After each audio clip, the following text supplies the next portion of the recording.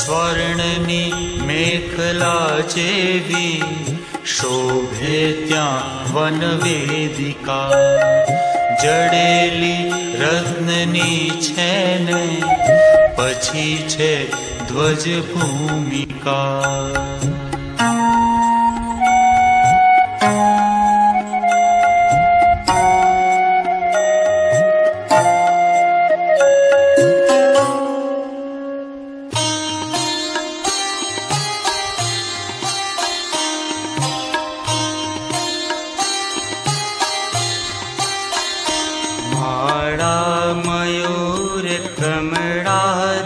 સુચિહ્ન સાથે સુવર્ણ સ્તંભ પર શ્રી ધ્વજ પંક્તિ રાજે, પરકાવતી વિજય એ જગન્નાથનો કે, બોલાવતી ત્રિજગને જીન પૂજવાને, બોલાવતી ત્રિજગને જીન પૂજવાને. બધા ફરકે છે ને બોલાવે છે, ભગવાનની પૂજા કરવા આવો.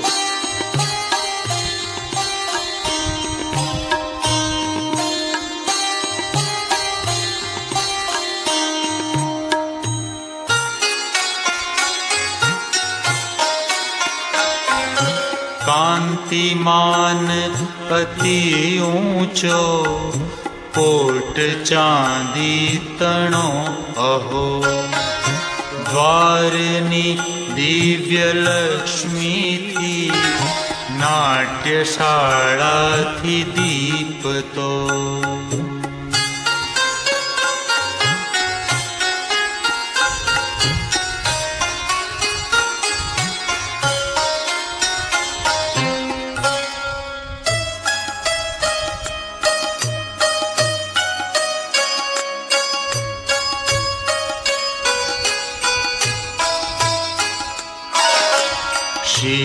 કલ્પતરુ ભૂમિ રમ્ય આહા, નદી વાવ સભાગૃહ સ્વર્ગ સમા, દશવિધ અહો તરુ કલ્પતળે, નિજ સ્વર્ગ ભૂલી બહુદેવ રમે, માલાંગ તરુ बहुमाळ धरे, दीपांग तरु पर दीप बड़े, फूलमाळ अने दीपमाळ वड़े, वन पूजी रह्यो शू जिनेश्वर ने, सिद्धार्थ तरु अति दिव्य दिशे, मन वांछित जे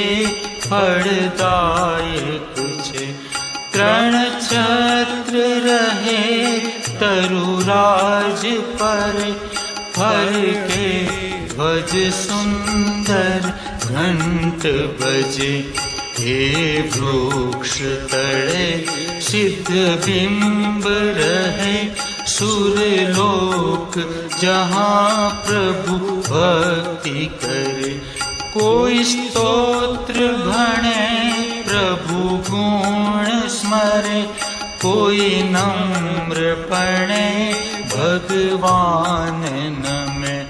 कोई गान करे कोई नृत्य करे, कोई शुद्ध जड़े अभिषेक करे।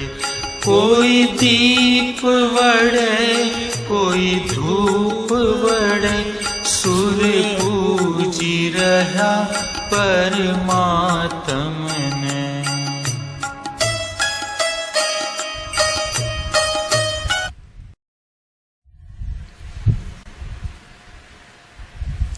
मंगलम भगवान वीरो, मंगलम गौतमो गणी, मंगलम कुंद कुंदाद, जैन धर्मोस्तु मंगलम।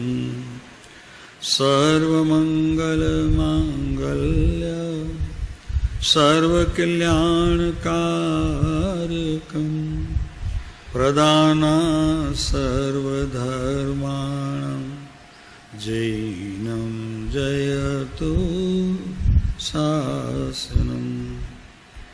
महादेव्याः कुक्षिरत्नं सप्तजितर्वात्मजं, श्रीराजचन्द्रमहं वन्दे तत्त्वलोचनदायकम्। प्रभुतत्त्वलोचनदायकम्। ॐ सदात्मस्वरूपम्।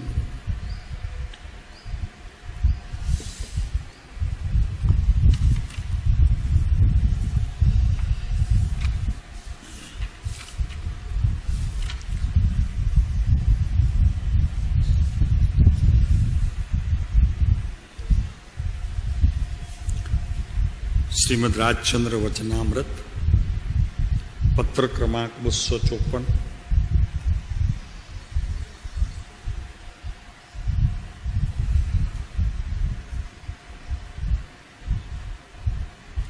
સમ્યક દર્શનના અંગ સમયસાર શાસ્ત્રની અંદર ભગવાન કુંદ આચાર્ય કહ્યા છે, અહીંયા પરમ કૃપાળુ શ્રીમદ્ રાજચંદ્ર દેવ 254માં સમ્યક દર્શનના જ 8 અંગો સંબંધી નિશ્ચય અને વ્યવહાર બંને પડખાથી ખંભાતના મુમુક્ષુઓને આ બોધ આપે છે।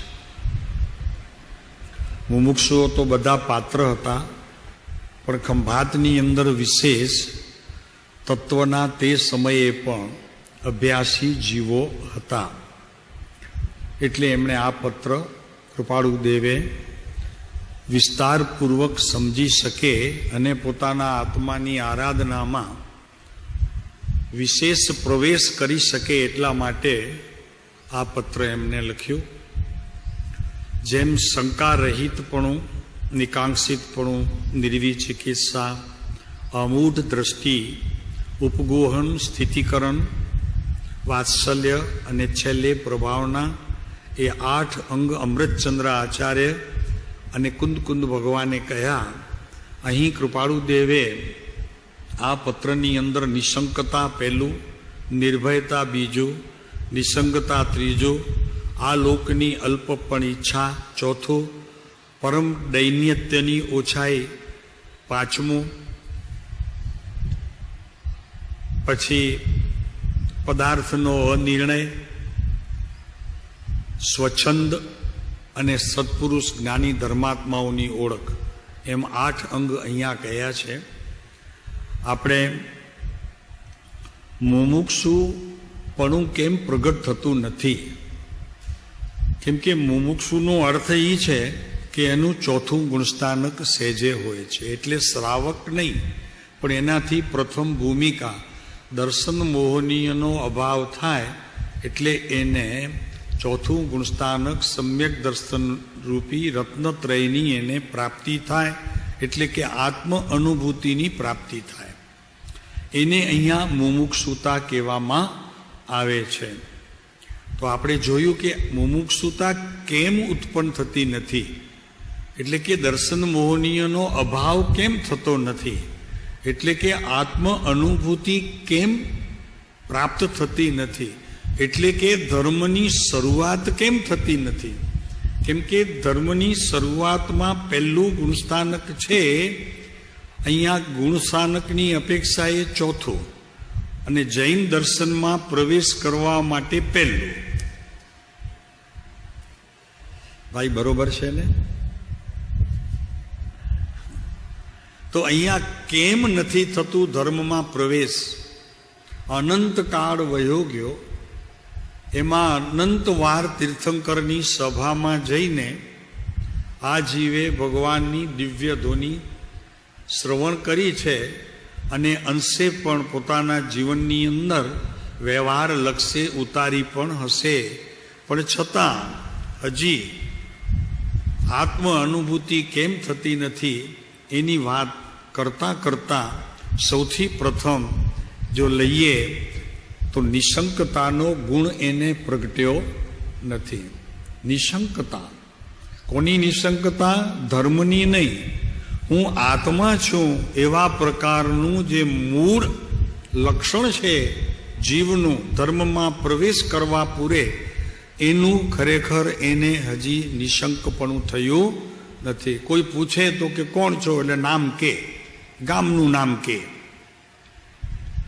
શું કરો છો, એટલે જે કંઈ પોતે કરતા હોય સંસારમાં એ કે, પણ હું આત્મા છું એવું હજી એણે જ્ઞાન દ્વારા, કહો તો સત્પુરુષોના સમાગમ પછી પણ હું આત્મા છું એવી એનામાં દ્રઢતા હજી આવી નથી. એટલે પહેલું અંગ નિશંકતાનું ન પ્રગટે તો એને અહીંયા મુમુક્ષુપણું હોતું નથી. પહેલામાં પહેલી શરત ઈ છે.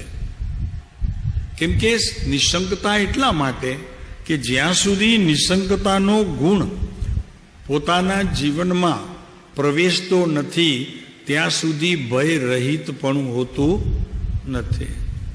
સંજયભાઈ, ભય લાગે છે?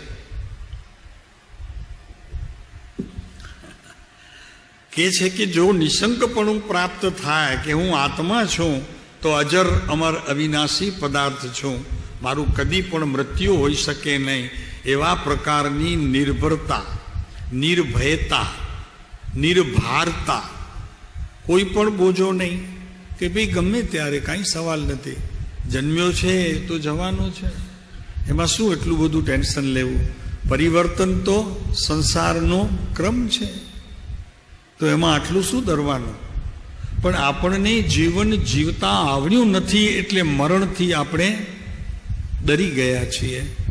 બિલકુલ સાચું. મરણનો ડર કેમ છે? કે જીવન જીવતા આવ્યું નથી.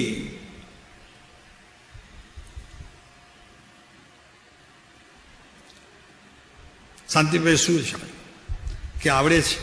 ના ના સાહેબ, બરોબર, એકદમ સવારના ધંધે જાઉં તે રાતના આવું પાછો. હા, આખો દિવસ પ્રવૃત્તિ, તો એને શું કહેવાય? એને જીવન જીવ્યું ન કહેવાય, ઢસરડો કહેવાય. શું કહેવાય? ઢસરડો કહેવાય. કોના કામ કર્યા તે આખા દિવસમાં? સંજયભાઈ કહેશો તમે, કોના કામ કરી આવો છો તમે? સવારના જાઓ છો, કાલે કહેતા હતા સવારના જાય ને સાંજના પાછા આવે. કોનું કામ કરતા હતા? હે? બીજાનું. પર એટલે કોણ? પર એટલે કોણ? પર એટલે કોણ? ઘરવાળા, બરોબર, દીકરા, શરીરનું. ઓ, તો આખો દિવસ શરીરના કામમાં હતા. ભાઈ, પરનો અર્થ છે પોતાના સ્વભાવને છોડી અને જે વિભાવની સમયે સમયે ઉત્પત્તિ થાય અને એનાથી જે વિકલ્પનો જન્મ થાય અને એ વિકલ્પમાં સારા એ દિવસ દરમિયાન હું રમતો રહું, કામ તો થતું રહે દેહ સંબંધીનું, પણ મારું રમવાનું તો વિકલ્પોમાં, નવા નવા સંકલ્પોની ઉત્પત્તિ થવી, વિકલ્પોને જન્મ આપવો, ઘરે જઈશ પછી આ કરવાનું છે, આને ફોન કરવાનું છે, આને મળવા જવાનું છે, આવી બધી જે વિકલ્પની જે ઝાડ છે એ ઝાડનું જ કામ કરતો હતો, વિકલ્પોમાં જ રમતો હતો. સારા એ દિવસ દરમિયાન તો ખરું, પણ સારા એ જીવન દરમિયાન. એક જ વાત ભાઈ, તમને સાચી વાત કહીએ સંજયભાઈ, આજે હાથમાં આવ્યા છો. એક તો સંજય ઓલો મહાભારતમાં હતો, તો ત્રિકાળ હતો જ્ઞાની, એને તો બધી ઓલી ખબર પડતી હતી કે મહાભારતના યુદ્ધમાં અત્યારે શું શું થાય છે. એ એને જ્ઞાન હતું, લબ્ધિ હતી, આત્મજ્ઞાની હતા, બધા મોક્ષના અધિકારી છે, જવાના છે, કયા હશે કેટલાક. પણ સંજયભાઈ અમને કહો કે તમે સારા એ દિવસ દરમિયાન કામે જાઓ છો, એમાં મંદિરમાં અભિષેક કરો છો, પછી ગુરુદેવની ટેપ સાંભળો છો અને પોતાના સમય પ્રમાણે તમે અભ્યાસ પણ કરો છો, તો આ બધું સ્વભાવથી કે વિભાવથી? વિભાવથી. બિલકુલ ખબર છે, બિલકુલ ખબર છે. એટલે આપણે એને ધર્મ માનતા નથી. આપણે કોને શીખ્યું? ગુરુદેવે શીખ્યું છે, શ્રીમદે શીખ્યું છે. અથવા તે જ્ઞેયપણ પર દ્રવ્ય માય છે. આ જ્ઞેયનો વિભાગ છે. જ્ઞાન પણ જ્ઞેયને જાણે પણ કરે નહીં ને ભાઈ. ઓ ઉપેન્દ્રભાઈ, ઉપેન્દ્રભાઈ કરે નહીં પણ જાણે. આપણે શું ધંધો માંડ્યો કે જ્ઞેયના વાઘને પણ આપણે કરવામાં મૂકી દીધો, માટે આપણા જીવનની અંદર હું આત્મા છું એવું શંકા, એવી શંકા હજી ગઈ નથી. તેનાથી મને સંસારનો ભય ગયો નથી. પ્રત્યેક સમયે હું ગભરાઈ જાઉં છું.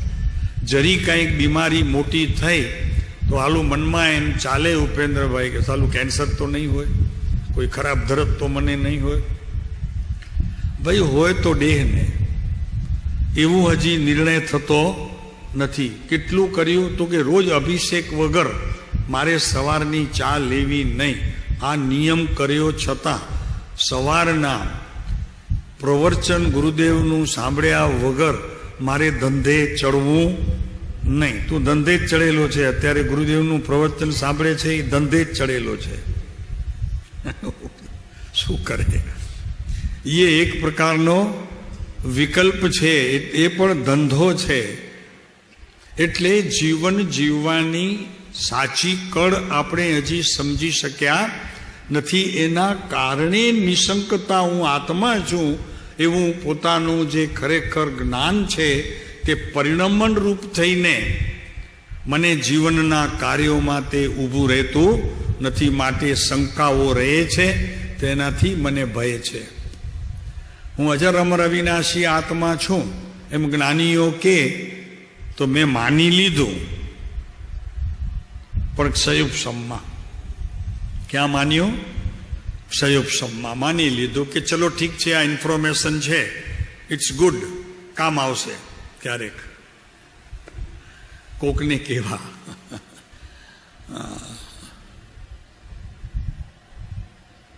તો સમ્યક દર્શનના 8 અંગ જે શ્રીમદે વચનામૃત 254 કહ્યા છે, ખંભાતના મુમુક્ષુઓને આ વાત જણાવી છે.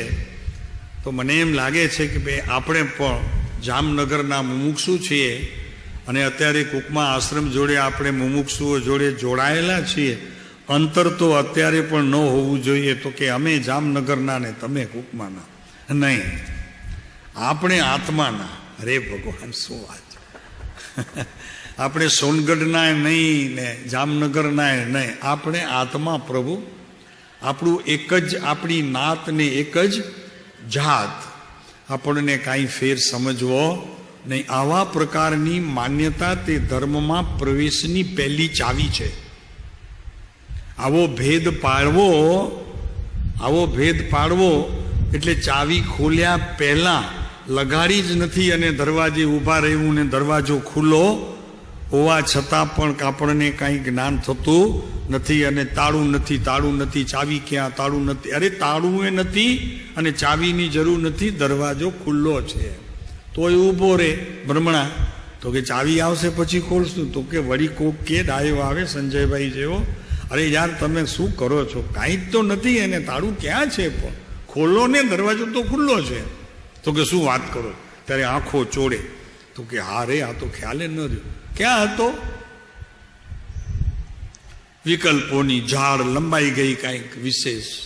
તો અહીંયા કહે છે કે નિશંકતાનો ગુણ પ્રગટ્યા વિના આત્મા છું એવું જ્યાં સુધી પોતાના જ્ઞાનમાં આત્મનિષ્ઠપણે નિર્ણય ન થાય ત્યાં સુધી ધર્મના કેટલા બી આંક ભણો એ આંકનું કાંઈ ફળ આવે નહીં. ગુરુદેવના 8000 પ્રવચન સાંભળી લ્યો, પણ આનું ફળ તો પોતે પુરુષાર્થ કરીને નિર્ણય કરે અને આત્મનિષ્ઠ થાય તો આવે. અને જ્ઞાનીઓનું સમાગમ 24 કલાકની અંદર ઓછામાં ઓછું 12 કલાક લે, ત્યારે આ પાકું થઈ અને એનું પરિણમન થાય. પછી નક્કી થાય કે નહીં, હું આત્મા છું, અજર અમર અવિનાશી એવો આત્મ તત્વ તે હું છું. આ દેહ મારો નહીં, હું પણ એનો નહીં. જો હવે દેહ મારો નહીં તો પછી સગા વાલા કુટુંબ સમાજ. પણ એના માટે શું કરવું જોઈએ? આપણે થોડુંક અહીંયા ચાલવું પડશે. ચાલશું, વાંધો નહીં. 585 પત્ર ક્રમાંક જુઓ ને વચનામૃતમાં, એમાં કાંઈક આની વાત વિશેષ કરે છે.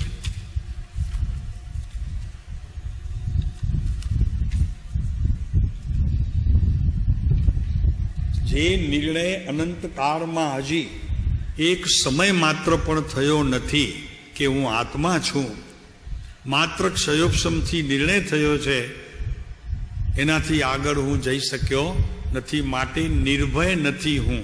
અને જ્યાં સુધી નિર્ભય નથી ત્યાં સુધી મને ધર્મમાં પ્રવેશ મળશે નહીં. ભાઈ વિઝા ત્યારે જ મળશે, વિઝા ત્યારે જ મળશે. પાસપોર્ટ રાખો તમારી પાસે, વાંધો નહીં, આ પાસપોર્ટ છે. શું હું નિશંક છું, આમાં જે આવ્યું તે ભણી લીધું એ ખરેખર પાસપોર્ટ છે. પણ વિઝા ત્યારે મળશે તમને જવા માટે કે આના અંતરમાં એવા વજ્ર જેવા ઘા પડે કે કોઈ તલવાર લઈને અહીંયા ઊભો હોય તો કે નહીતર ક્યાં છે ચાવી તારી, અને કેટલા છે તારી પાસે હાલ ઓફિસમાં, અહીંયા પડી હોય તલવારની ધાર તો પણ અસત્ય ન બોલે તો કે ચાલ તને બધું કાઢીને આપી દઉં છું, મારું ક્યાં હતું પ્રભુ. અને લેતી વખતે એને કહેવાનું કે તારી પાસે નહીં રહે, કારણ કે આ તો કોઈનું થયું નથી, તારું શું થશે.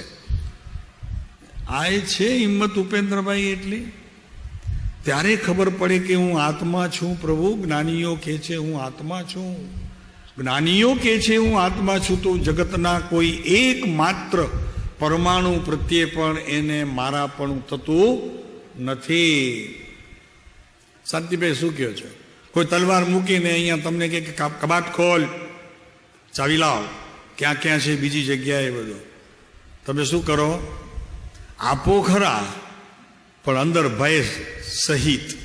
ઈ જ્યારે ભય રહિતપણે આપશો ત્યારે સમજો કે હવે મને ગુરુદેવ કાનજી સ્વામી, પરમ કૃપાળુ દેવ, સમયસાર કુંદ ભગવાન, એની પ્રતિષ્ઠાઓમાં, એના અનુષ્ઠાનોમાં હું ગયો છું અને મેં લાભ લીધો છે, મને કાંઈ જ નથી થતું.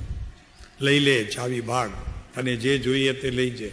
અને ઉપરથી કે મારું નથી પ્રભુ, તારું પણ નહીં થાય, લઈ જા. તું એ દુઃખી થઈશ, અત્યારે હું દુઃખી થાઉં છું, પણ મેં તો હજી કે ગુરુદેવને માન્યા છે, અમારા જ્ઞાની હતા ગુરુ ધર્માત્માઓ તો મને તડક નથી થતી, તું તો સાલા કે મરી જઈશ, કે હમણાંથી બહાર નહીં નીકળી જશે, પોલીસ પાછળ પડશે, થાકી જઈશ, બધું છોડીને જવું પડશે, ઉપરથી જેલ મળશે એ નફામાં. બરોબર શાંતિભાઈ શું કરશો? તો અહીંયા વાત આવે છે, સૌભાગ બાપાને લખે છે સત્સંગ નૈષ્ઠિક, સત્સંગમાં શ્રદ્ધાવાન, 585 પત્ર ક્રમાંક ઉપરની લીટી, 459 પેજ નંબર 459 459 છે ઉપેન્દ્રભાઈ. શું સત્સંગ નૈષ્ઠિક એટલે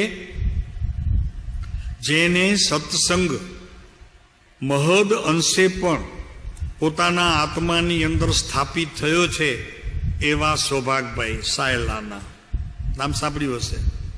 સાયલા સૌભાગભાઈ ભગતનું ગામ કહેવાય, ભગતનું. ઘણા બધા ભગત છે એમાં.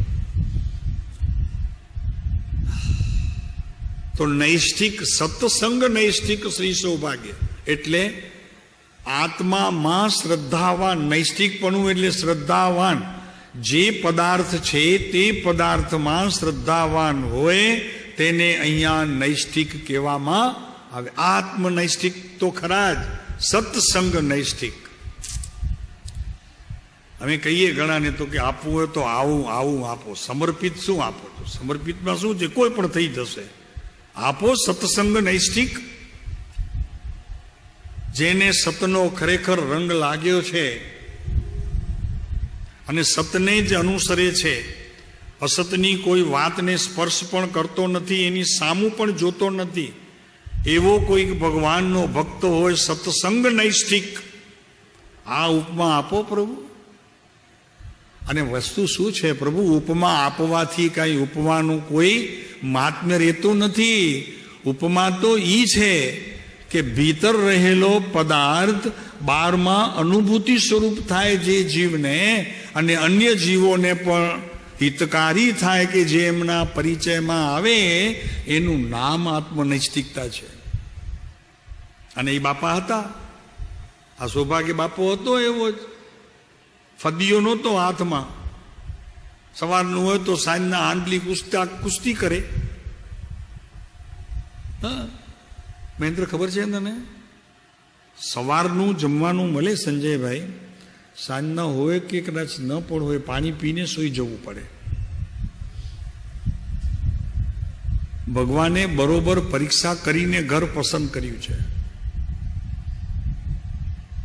શું કીધું ઉપેન્દ્રભાઈ? સત્સંગ નૈષ્ઠિક થવામાં ભગવાને, એટલે કે અત્યારે વચમાં થોડોક સમય સમજવા માટે, ભગવાને પણ બરોબર ઘર પસંદ કર્યું છે. કેમ કે ભગવાનને પણ કંઈ ખાવું પીવું તો છે નહીં. એ કે આનો ઘર એકદમ ચોખ્ખો હશે અને કોઈ પણ પ્રકારની ઈચ્છા આકાંક્ષાઓ અભિલાષાઓ નહીં હોય, આ ઘર ઠીક છે. એટલે ભગવાને પણ ત્યાં જઈને વાસ કર્યો. સત્સંગ નૈષ્ઠિક શ્રી સૌભાગ્ય. ઓહો, શ્રદ્ધાવાન. સત્સંગમાં સાંભળેલો પ્રત્યેક બોલ જીવનમાં ઉતાર્યું એટલું જ નહીં, પણ હૃદય સરસો કરી લીધો. એક નિષ્ઠા હૃદય સરસો કરી લીધો એકદમ. તો કે નહીં, જ્ઞાનીઓનું એક વચન પણ મારા જીવનમાં માત્ર શ્રવણ રૂપે આવીને વયો જાય, એનું અંતરમાં જો સ્પર્શ ન થાય તો મેં શ્રવણ કર્યું કહેવાય માત્ર, પણ જીવનમાં ઉતાર્યું એમ કહેવાય નહીં. એટલે તો 50 વર્ષ થઈ ગયા, 40 વર્ષ થઈ ગયા, 60 વર્ષ થઈ જશે ને આયુષ્ય પૂરું થઈ જશે. સત્સંગ નૈષ્ઠિકપણા વિના અહીંયાથી જવાનો થશે. એટલે નિશંકતા આત્માની આવશે નહીં અને ભય રહિત પણ થશે નહીં. અને લખી રાખજો, જ્યાં સુધી ભય સહિત મૃત્યુ છે ત્યાં સુધી સંસાર રહેવાનો છે. 4 ગતિની પરિભ્રમણ દશા છૂટવાની નથી. ગમે તેટલા સવરણ કર્યા હશે, અભિષેક ગમે તેટલા કર્યા હશે, પ્રતિષ્ઠા અને અનુષ્ઠાનમાં કેટલા એમાં ભાગ લીધો હશે, કેટલા તો પોતે પણ કર્યા હશે, પરિણામ નહીં હોય. જ્યાં સુધી આત્મનિષ્ઠ અને એ સત્સંગમાં, સતનામ આત્મા અને એનો સંગ એટલે નિશંકતા. એટલે એનાથી પ્રગટ થાય નિશંકતાથી નિર્ભયતા.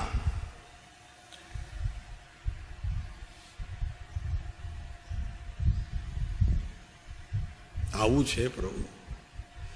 તો અહીંયા આગળ ચાલીએ. સત્સંગ નૈષ્ટિક શ્રી સૌભાગ્ય તથા એમના જોડીદાર શ્રી ડુંગર પ્રત્યે નમસ્કાર પૂર્વક. આગળ એમને જોડી લેવું. અહીંયા પૂર્વક કહીને આગળનું વાક્ય આ બે મુમુક્ષુએ પૂરું કરવું કે અમારે જે ઉપમા આપી છે એ ઉપમા ખરેખર પૂર્વકથી આગળ શું લખીએ તો પૂરી થાય. કેમ કે લખે છે પરમ કૃપાળુ દેવ, જ્ઞાની ધર્માત્માઓ લખે છે. હવે એમને પૂરું કરવાનું. આ જ્ઞાનીઓ આવી રીતે પણ પરીક્ષા કરી લે છે જીવોની. બોલો હવે શું કરશે મહેન્દ્ર? સહજ દ્રવ્ય અત્યંત પ્રકાશિત થઈ. દ્રવ્ય કેવું છે? દ્રવ્ય કેવું છે? કેટલા ગુણ છે દ્રવ્યમાં? અનંત. અનંતને એકમાં કેવું હોય તો એની પ્રત્યેક સમય સમયની ક્રિયામાં સહજપણું મૂકી દો. સહજપણું મૂકી દો એટલે અનંત ગુણનો તે ધારક થઈ ગયો. સહજ કોઈ પણ પ્રકારની નવી ક્રિયા કર્યા વગર માત્ર જ્ઞાનનો સમ્યક નિર્ણય તમારી જ્ઞાનની અંદર એની પરિણતિ થઈ, એનું નામ છે સહજ. ગુરુદેવ પાસે નહોતો આવ્યો, એક જયપુરમાં બેઠો તો લો પંડિત, તો કે अच्छा है गुरुदेव आपके प्रवचन में खाना पीना मजा करना धोना खाना करना और धर्म हो जाए, चाहे वही है, बैठ तू बैठ, नीचे बैठ, इधर वही सच्चा है, कुछ करना नहीं है. बरोबर છે સાહેબ? અહીંયા તો તમે કેટલું કહી દીધું એટલી વારમાં. આ કરજો, આ માનજો, આમ કરજો. ગુરુદેવ કીધું કુછ નહીં કરના, કરના ધરના હે ક્યાં? કુછ નહીં કરના હે, બેઠ. આનું નામ સહજ છે. પણ એ દશા આવે, એ દશા જીવનમાંથી એનો ઉત્પાદ થાય અને એની અનુભૂતિ થાય ત્યારે સહજતા હોય છે. તો અહીંયા કૃપાળુદેવ લખે છે કે સહજ દ્રવ્ય અત્યંત પ્રકાશિત થઈ. એટલે ભીતર જ્ઞાનની ક્રિયા સમયે સમયે જે થઈ રહી છે એનું જ્ઞાન પણ સમયે સમયે થતું રહેતો તો કેવળ જ્ઞાન. પણ ઘણા સમયની પરિણતિ પછી પણ એની જો ખરેખર અનુભૂતિ થાય તો અત્યંત સહજ દ્રવ્યની પ્રાપ્તિ થઈ એમ કહેવામાં આવે. એક સમયનું જ્ઞાન કોને હોય ઉપેન્દ્રભાઈ? તીર્થંકર પરમાત્માને. એક પર્યાયનું જ્ઞાન કોને હોય? તીર્થંકર પરમાત્માને. એક પરમાણુનું જ્ઞાન કોને હોય? તીર્થંકર કેવળ જ્ઞાની પરમાત્માને. પણ અહીંયા કહે છે કે અત્યંત પ્રકાશિત થઈ એટલે ક્રમબદ્ધ, ભલે વચમાં કોક પર્યાય એમને એમ પણ વહી જાય અનુભવ વિનાની, એનો વાંધો નહીં, એક ધારી ન હોય.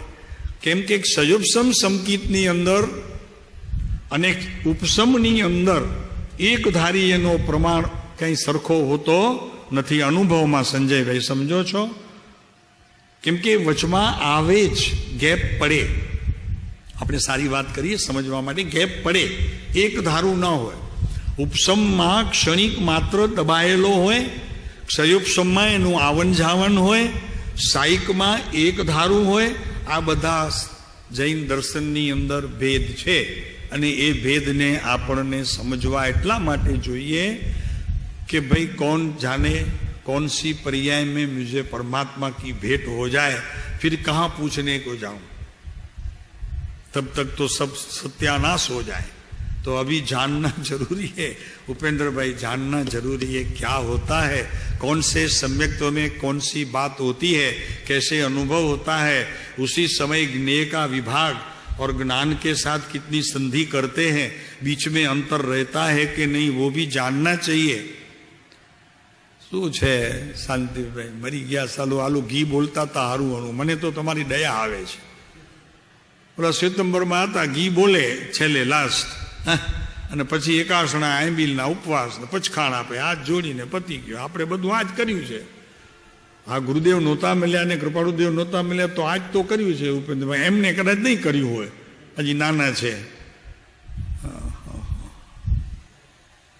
એમ આપણે બધું આજ કર્યું છે કે નહીં? બહેનોમાંથી કોઈ કહેશે શું કર્યું અત્યાર સુધી ઉપાશ્રયમાં? બાપુ આ વસ્તુ જુદી છે પ્રભુ. જુદી નથી, પણ આપણને જુદી લાગે. કેમ કે પહેલવેલી શ્રવણ થાય છે ને એટલે જુદી લાગે છે. નવું શ્રવણ થાય છે ને તો કે આ આપણો ધર્મમાં ક્યાં છે?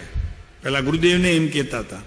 ગુરુદેવે જ્યારે આત્માની વાતનો જ્યારે પોકાર કર્યો ત્યારે બધા એમ કહેતા હતા, ગુરુદેવ આપણી પાસે તો આ હતું જ નહીં, આ તમે નવું ક્યાંથી લઈ આવ્યા?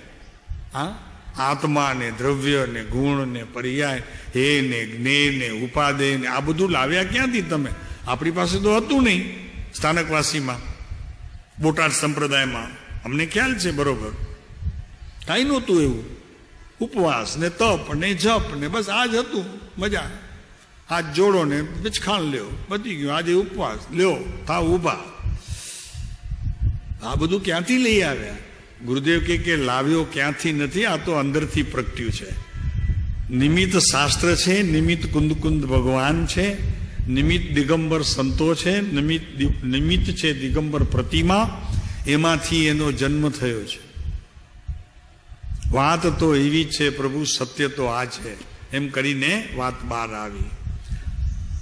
તો સહજ સ્વરૂપે આત્મનિષ્ઠપણું હોય છે.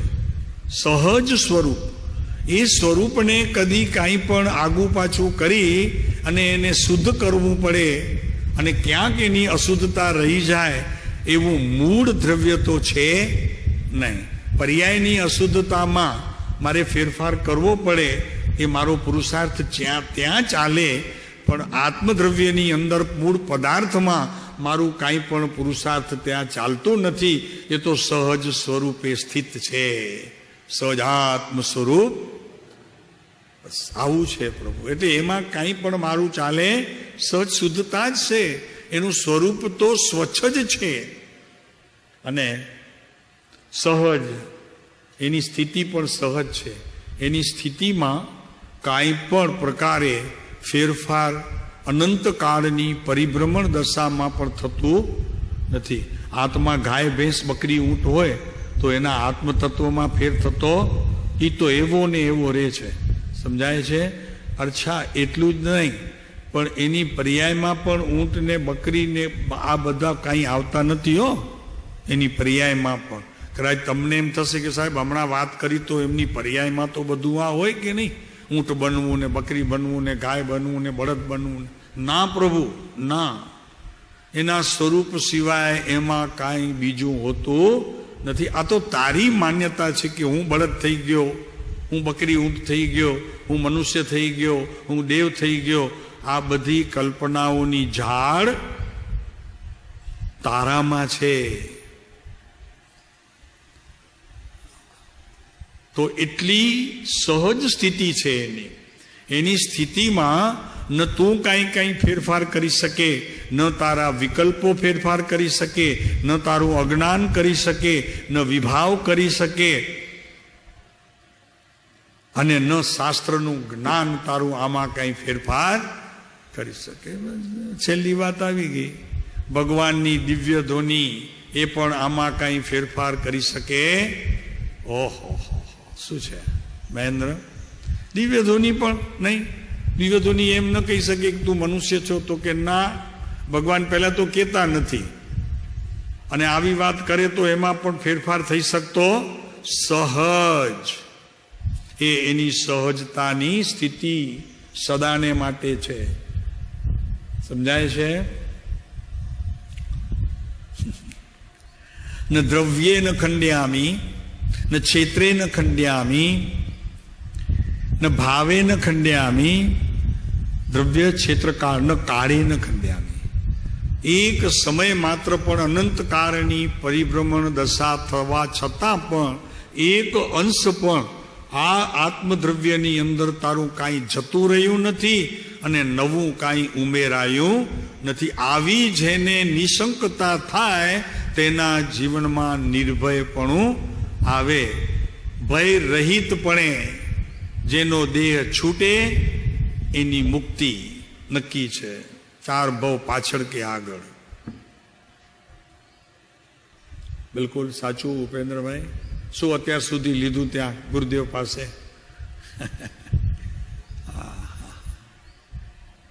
આ હતી જ નહીં વાત. આ કૃપાળુ દેવ અને આ આપણા ગુરુદેવ આવ્યા પછી આ વાતની અહીંયા ઉત્તર ભારતમાં હતી, મધ્ય ભારતમાં હતી, સાઉથમાં હતી, કેમ કે ત્યાં મુનિઓ હતા, જેથી આ બધા શાસ્ત્રો ત્યાં હતા. આપણી પાસે ગુજરાત લાઈનમાં તો કાંઈ હતું નહીં. આ બિલકુલ વાત જ નહોતી. ભલું થજો શ્રીમદ રાજચંદ્રનું આપણે આશીર્વાદ આપીએ ને, અને ભલું થજો ગુરુદેવનું. સુરેશભાઈ અપાય કે નહીં? આપણે સંજયભાઈ આપણને આ વાત અહીંયા લાવ્યા. આ સમાજની અંદર સત્યને લાવીને મૂકી દીધું, અને તેમાં જરા પણ બાંધછોડ કરી નહીં. હો, કેટલાય પંડિતોની સભામાં ગુરુદેવ બોલે, કોઈને ગણકારે નહીં. આય એસા હી હૈ. આ તાકાત ક્યાંથી આવી હતી? ચલો, તો સહજ સ્થિતિ એની કોઈ સમયે પણ એની જતી રહેતી નથી. અને સહજ પ્રાપ્તિની અંદર સહજપણા સિવાય કોઈ પણ બીજો નવીન પુરુષાર્થ દાખલ થાય, એનાથી કંઈક એને પ્રાપ્તિ થાય, એવું પણ સહજ ધર્મની અંદર મૂકવામાં આવ્યું છે.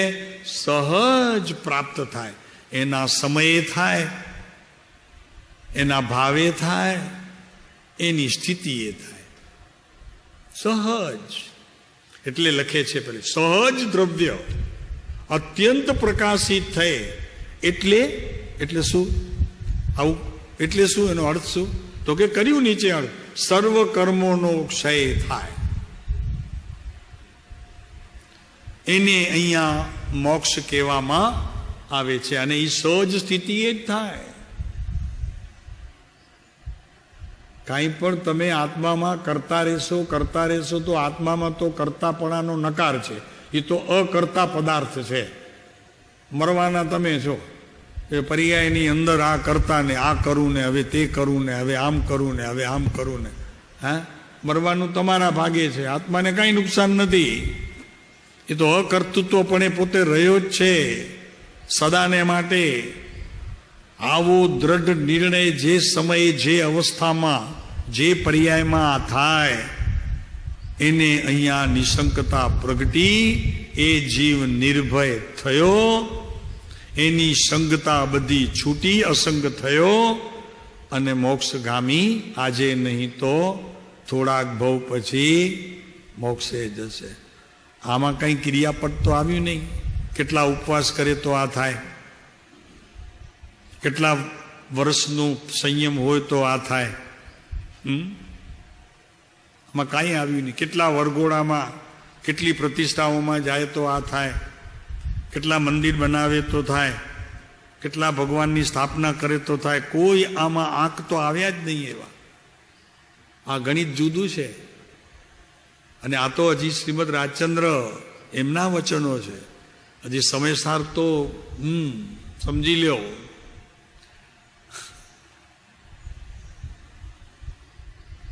સહજ દ્રવ્ય અત્યંત પ્રકાશિત થયે એટલે અસંખ્ય પ્રદેશ આત્માના અહીંયા બધા પ્રકાશિત થાય, તો સર્વ કર્મનો ક્ષય થઈને કેવળ જ્ઞાનની પ્રાપ્તિ થાય. એ કેવું છે? આપણે થોડુંક નીચે વિચારીએ, લેવલ આપણી થોડીક ઘટાડીએ. કેમ કે સીધું કૈવળ જ્ઞાન નહીં થાય, કેમ કે એટલું આત્મનિષ્ઠપણું આપણા જીવનની હજી પ્રવેશ્યું નથી. એટલે આપણી અત્યારે જે કાંઈ યોગ્યતા છે, આપણી જે પાત્રતા છે, એ પાત્રતાને અનુરૂપ આપણે વાત કરીએ એ વિશેષ યોગ્ય છે. ઉપેન્દ્રભાઈ, શું લાગે છે? એકદમ પાકું છે.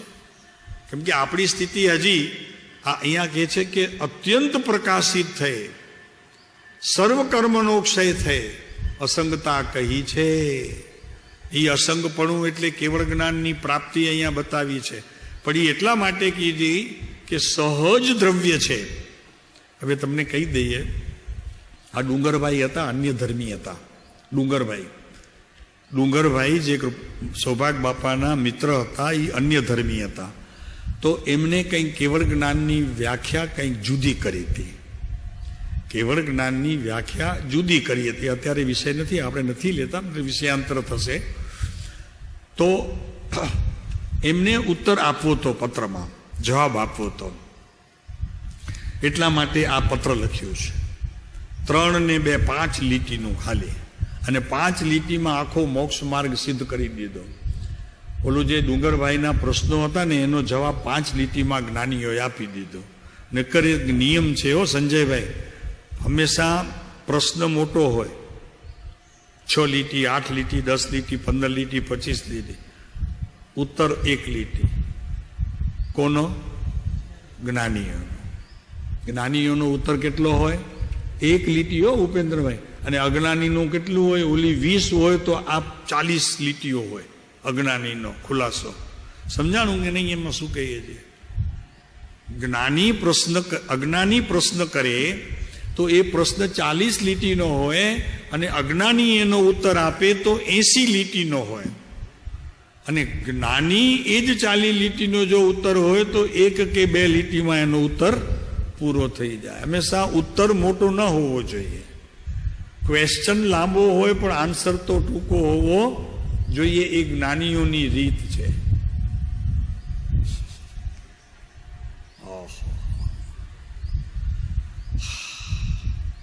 તો આ વાત ખાલી વચમાં એટલા માટે. તો એ પ્રકાશિત થઈ એટલે સર્વ કર્મોનો ક્ષય થઈ જ અસંગતા કહી છે. અસંગપણું અહીંયા જે વાત કરવામાં આવી છે, તો કોઈ પણ પ્રકારનો સંગ નહીં, નામ કેવળ જ્ઞાનની પ્રાપ્તિ જ બતાવી છે. કેમ કે અત્યંત પ્રકાશિત શબ્દ મૂક્યો છે ને, તો બધા પ્રદેશોએ ખરેખર પ્રકાશ અને સુખ સ્વરૂપતા પણ કહી છે. આ સુખની મૂળ વ્યાખ્યા ઊંડેથી, કે હવે દુઃખનો કોઈ અંશ પણ ક્યારે પણ નહીં, એકલું સુખ સુખ સુખ સુખ સુખ, એ કેવળ જ્ઞાનમાં જ હોય છે. તો પ્રાપ્ત, સહજ પ્રાપ્ત. એના માટે પુરુષાર્થ શું? તો કે સહજ. એ વળી શું હશે સંજયભાઈ? સહજ પુરુષાર્થ.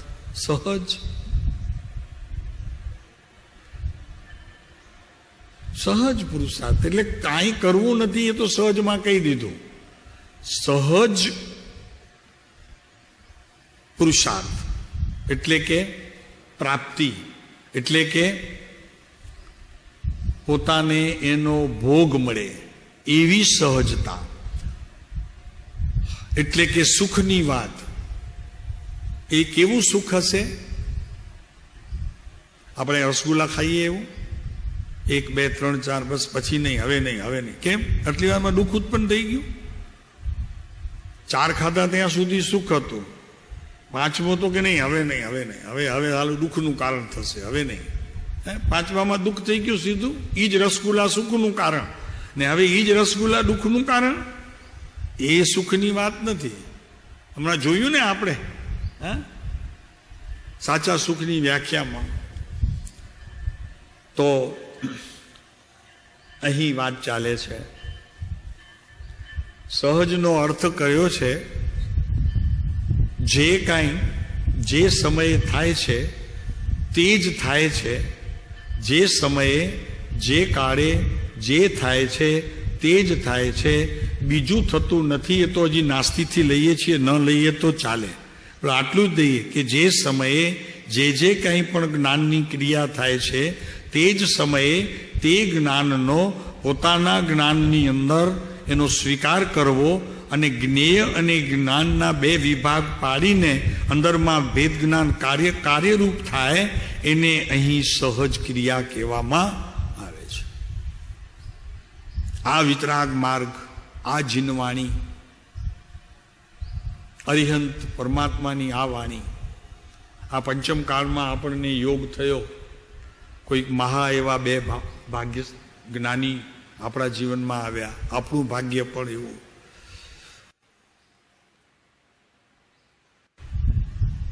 બરોબર છે સંજયભાઈ? જે કાંઈ જે સમયે જે જ્ઞાનની ક્રિયા થાય છે તે ક્રિયામાં કાંઈ પણ ન કરતા નાસ્તિથી, એ તો કહેવા માટે, પણ ખરેખર તો જે સમયે જે કાંઈ થાય છે તે જ માન્ય કરી જ્ઞાન અને જ્ઞેયના ભેદ જ્ઞાન દ્વારા વિવેક કરીને એનો ભેદ પાડી જે વસ્તુ જેમ છે તેમ જાણવી, એનું નામ સહજ પુરુષાર્થ સમજવું. સહજ પુરુષાર્થ, કાંઈ કરવું નથી. અને છતાં ઘણું બધું થાય ક્રિયામાં, તે ઘણું બધું થઈ ગયું કે તેનો સ્વીકાર કરવો એ કેટલો અઘરો છે.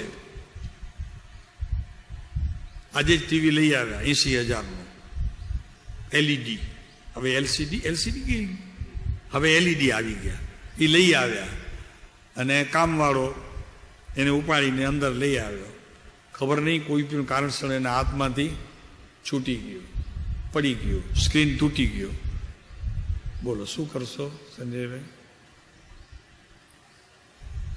જેમ થવાનું હતું તેમ થયું છે, અન્યથા થયું નથી.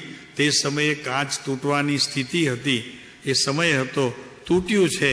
મને એ પુરુષ પ્રત્યે પણ કાંઈ દ્વેષ નથી, એને કાંઈ હું ઠપકો પણ આપતો નથી, કેમ કે મેં સાંભળેલું છે કે જે સમયની જે પર્યાય જે રૂપે થવાની હતી તે સમયની તે રૂપે થઈ છે. એમાં એ શું કરશે? આનું નામ છે શ્રવણ, સુસુક્ષા. શ્રવણ માત્ર નહીં પણ સુસુક્ષા, એની સેવા કરવી, વચનોની સેવા કરવી, એની ઉપાસના કરવી. જો ન કરી હોય તો બોલો માણસ એક તો રજા આપી દો ને બીજા 2-4 ફટકારો બિચારાને, અને એને કંઈ જાણી બૂજીને તો તોડ્યું નથી. શું લાગે છે? વિશ્વાસુ માણસ છે, 30 વર્ષથી આપણા ઘરે કામ કરે છે. બેન શું કરશો? 30 વર્ષથી કામ કરે છે, એકદમ બિલકુલ હજી સુધી એના હાથમાંથી કોઈ એક કપ પણ તૂટ્યો નથી. ને આજે આ બનવાનું હતું, ત્યારે આપણી સ્થિતિ શું હોય?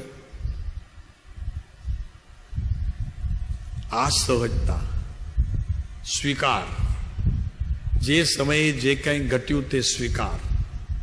તો કે નહીં ઓલાએ જાણી બૂજીને કર્યું છે, એ એના જ્ઞાનની વાત છે. આપણે તો એ જ્ઞાનને કઈ રીતે સમજવાનું છે? તો કે બસ એ હતું એના જ્ઞાનમાં, તે સમયે આમ તૂટવાનો ભાવ હતો. આગળ ચાલો જરા એના જ્ઞાનમાં પણ. શું ઉપેન્દ્રભાઈ સમજાય છે? તો કે એને તોડવાનો ભાવ હતો, એ નક્કી કરી રાખ્યું હતું. મારા જ્ઞાનમાં નહોતું આવ્યું, પણ એને નક્કી કરી રાખ્યું હતું કે કાલે પરમ દિવસે 2 દિવસે જે મને મારી સાથે વર્તન કર્યું છે એનો બદલો લેવાનો હવે મારે સમય છે. સંજયભાઈ કેવી વાત છે નહીં? અને એણે કર્યું, અને તે સમયે આપણે ગુસ્સો કર્યો તો એને મજા પડી. તો કે બસ આ જ જોઈતું તું મને. અને તમે જ્યારે એને કહો કે કાંઈ નહીં બેટા, અરે એ તો વસ્તુ છે, તૂટે, એમાં કાંઈ, તો ઓલાના જીવનમાં શું થાય?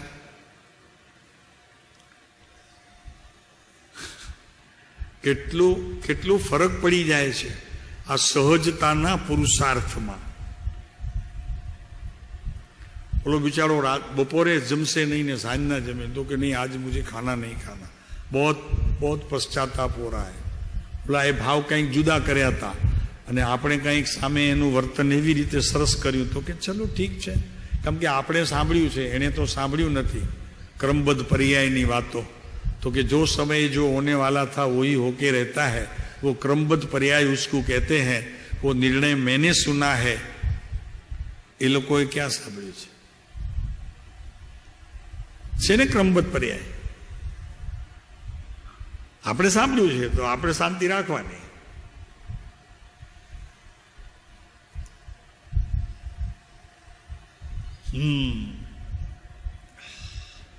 તો કે સહજ દ્રવ્ય અત્યંત પ્રકાશિત થઈ. આ તો કેવળ જ્ઞાનની વાત, પણ મારી ભૂમિકા અત્યારે જે સ્થિતિમાં છે તે સ્થિતિને જ હું અનુસરું અને આ વાક્ય મારા માટે કઈ રીતે યોગ્ય છે એને યોગ્ય જગ્યાએ હું મૂકી દઉં જ્ઞાન દ્વારા.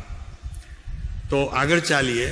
કોઈક ઉદયના સમયે, મારો કોઈક એવો આકરો ઉદય હોય તે સમયે, એટલે કેવો ઉદય હોય, કેવો ઉદય લઈએ અહીંયા સમજવું હોય તો, કે 4 દિવસ થયા મારા કોઈ કામ સવડા થતા નથી, બધા અવળા થાય છે, જે કાંઈ વિચારું છું, કરવા જાઉં છું, એમાં નાસીપાસ થાઉં છું.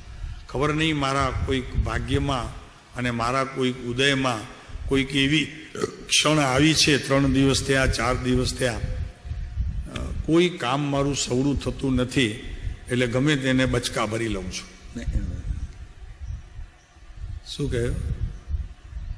ગમે તેને બટકા ભરી લઉં છું. નહીં, આ મારી ઉદયની સ્થિતિ છે. ગમે તેને બટકા ભરી લઉં છું, આ મારી સ્થિતિ છે. તો શું એને સહજતા સમજવી? તો કે જે સમયે મારા ભાગ્યની અંદર ઉદયની સ્થિતિ એની જોડે સંધાયેલી છે, ઉદય જુદો હોય અને તે સમયે ભાગ્ય જુદું હોય, પુણ્ય પાપ જુદા હોય, એમ હોય નહીં. ઉદય એ જ હોય કે જે તે પૂર્વે ઉપાર્જન કર્યું હોય અને તેનો કાળ પાક્યો હોય, એનું નામ ઉદય છે. ફરીને એક વખત, જે કાર્ય પૂર્વે મેં અજ્ઞાન સ્થિતિએ કર્યું હોય તે જ સમયે અત્યારે ઉદય આવવાનો, એનું પાકવાનો કાળ એ અત્યારે આવ્યો છે, તો મારે તેને અત્યારે ફરી નવીન ન બંધાય એટલા માટે એની સાથે મારે સંધિ કરી અને સમતાનો ગુણ મારે મૂકી દેવો જોઈએ. એવી સ્થિતિને સહજતા કહેવામાં આવે છે. ઉદય આકરો હોય તો પણ તારે આકરા થવું, ઉદય આકરો હોય તો પણ તારે આકરા થવું. આપણને કૃપાળુ દેવે આ શીખવ્યું છે. જો ભાઈ આવે છે, મારું જ કરેલું છે, મેં જ નિમંત્રણ આપ્યું છે, અત્યારે પણ મેં જ આપ્યું છે, તો કે ના ના, જરી પણ નહીં ને, મને ખબર બી નહોતી ને મારી સાથે સીધો આવીને ઝઘડો કરવા મંડી પડ્યો. તો કે હમણાં નહીં, તે પત્રિકા વહેલી મોકલાવી દીધી હતી. પત્રિકા તે વહેલી મોકલાવી દીધી હતી આગલા ભાવમાં, કે 4 વર્ષ પહેલા કે 8 વર્ષ પહેલા. અત્યારે એનો કાળ પાક્યો છે અને તારી સામે માથું ઊંચું કરીને ઝઘડવા આવ્યો છે. એનો ઉદય પણ ત્યારે નબળો હતો, એટલે તે જ્યારે વઢવાડ કરી ત્યારે નીચું જોઈ ગયો હતો. હવે એનો ઉદય પણ કંઈક બહુ મજાનો આવ્યો છે, કંઈક સાથે પુણ્ય પણ છે, પાપની સાથે થોડુંક પુણ્ય પણ છે, એટલે તને કહેવાની એનામાં શક્તિ પણ આવી છે. તો કહી દે પ્રભુ, એમાં શું? આવી રીતે આપણે જો સહજ લઈ લઈએ, એનું નામ સહજતા છે. અને સહજ ધર્મે જ ખરેખર આત્મનિષ્ઠા પ્રાપ્ત થાય છે. અને અહીંયા તો સત્સંગ નૈષ્ઠિક, સૌભાગ બાપાને તો કહે છે કે તમે સત્સંગના નૈષ્ઠિક છો, શ્રદ્ધાવાન છો, સત્સંગમાં શ્રદ્ધાવાન છો. એટલે સતનામ આત્મા અને એનો સંગ, એમાં તમે શ્રદ્ધાવાન છો, માટે તમે આત્મશ્રદ્ધાવાન છો. તો સુખ સ્વરૂપતા કહી છે. જ્ઞાની પુરુષોના તે વચન અત્યંત સાચા છે. વચન સાચા છે એનો અર્થી કે પોતાની જીવનમાં ઘટતા પ્રસંગોના પોતે સાક્ષી રહ્યા, એ સત્ય. સાક્ષી રહેવું તે સત્ય. કંઈ પણ બોલવું તો કે આની ભૂલ નહોતી તો મેં સાચું કીધું. સમજાય છે સંજયભાઈ તમને? આ છે ને બાજુમાં બેઠા છે ને, એ ઝઘડતા હતા 2 જણા, પણ ભૂલ આમની નહોતી એટલે મેં એમને સાચું કીધું. સાચું કીધું એટલે શું? એ સાક્ષી નહીં. સાચું કીધું એ સાક્ષી નહીં. તમે મધ્યસ્થ રહ્યા એ પણ સાચું નહીં. તમે મૌન રહ્યા એ સાચું છે, એ સાક્ષી છે. તે સમયે તમે મૌન રહ્યા અને ચૂપચાપ તમે વયા ગયા, એનું નામ સાચાપણું છે. સત્ય એમાં છે, સાક્ષી પણ એમાં છે, બીજામાં સાક્ષી રહેતી નથી. જો તમે ત્યાં કાંઈ કહેશો તો એ તમારા ઉપર દોષારોપણ કરશે, નિમિત્ત તમે બનશો, કડવા વેણ તમને કહેશે, તમને પણ દુઃખ લાગશે. તે સમયે કસાયની ઉત્પત્તિ થશે તમારામાં અને એ જીવમાં પણ થશે. એના કરતાં બેટર ઈ છે, શાંતિભાઈ ખ્યાલ રાખો, આ પ્રભુ સમજવા જેવું છે. હા, એનું નામ સાક્ષી છે. પિંજરામાં ઊભા રહી અને ઓલો જજ પૂછે તો કે ઇનકા ખૂન કિયા આપકો પતા હૈ? તો કે હા મેને દેખા હૈ. સાલો જશે 4 દિવસમાં. એ પણ અત્યારના કાળમાં તો, અત્યારે સમય એવો છે કે સાક્ષી પણ જો સાચું બોલે કઠેરામાં તો 4 દિવસમાં એ ઉકેલી જાય. માટે મૌન રે તો સાસુ સસરા, સાસુને વહુ જો ઝઘડતા હોય, એમાં આપણે આવી જઈએ, ભૂલથી બેલ વગાડી લીધી અને આપણે જઈએ તો અંદરમાં મહાભારત ચાલુ હતું. આપણે ચૂપચાપ પાછો એ મહાભારતના સ્થાનેથી જઈ દરવાજો બંધ કરીને ઘરમાં બેસી જવું જોઈએ. પછી એ બેન બેલ માજા વગાડે તો આપણે જવું, ખોલવું તો કે હું પછી આવીશ, કાંઈ વાંધો નહીં, આટલું કહેવું, પછી બેઠા રહેવું, પણ ત્યાં જવું નહીં. આનું નામ સાક્ષી છે. સત્ય કહીએ એ સાક્ષી નહીં. એમ અહીંયા જે સમયે ઉદય આપણા જોરદાર હોય અને ઉદયની સ્થિતિમાં કંઈક કર્મોની વિચિત્રતા અનેક પ્રકારે દેખાતી હોય અને તે સમયે આપણું પુણ્ય પણ કંઈક નબળું આપણને જણાતું હોય કે હમણાં કાંઈ બોલવા જેવું નથી, તો એની વાત સત્ય માની અને મૌન રહેવામાં, શાંતિભાઈ શું છે, મૌન રહેવામાં સાર છે. આપણી સ્થિતિ અહીંયા જોવી છે, એ પહેલાં કહી દીધું. હો, અહીંયા ઉપરની લીટીમાં તો કેવળ જ્ઞાનની વાત કરી દીધી છે, પણ આ સ્થિતિની વાત આપણે કરવી છે. સુખ સ્વરૂપતા કઈ છે? જ્ઞાની પુરુષોના તે વચન અત્યંત સાચા છે. કેમ કે સત્સંગથી પ્રત્યક્ષ અત્યંત પ્રગટ તે વચનોનો અનુભવ થાય છે.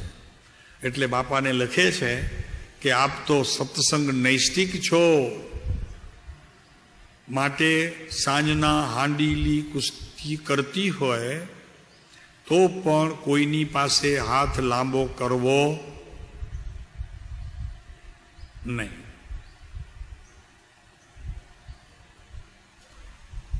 આ વચન લખ્યા પછી સૌભાગ્ય બાપાએ લખ્યું કે સાહેબ, આપે જે પત્ર લખ્યો એમાંથી એક વાતના નિર્ણય ઉપર હું આવ્યો છું કે ભૂખ્યો સૂઈ જઈશ, પાણી પીને સૂઈ જઈશ, પણ કોઈના આગળ હાથ લાંબો કરીશ નહીં.